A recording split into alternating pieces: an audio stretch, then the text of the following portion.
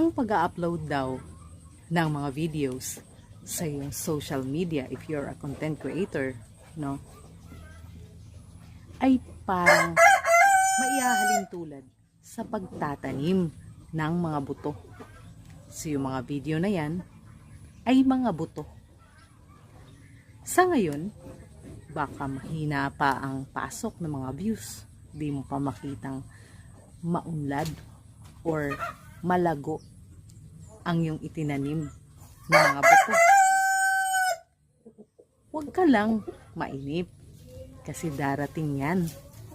Darating ang panahon ng harvest, no? Ang gawin mo ngayon, magtanim ka ng magtanim.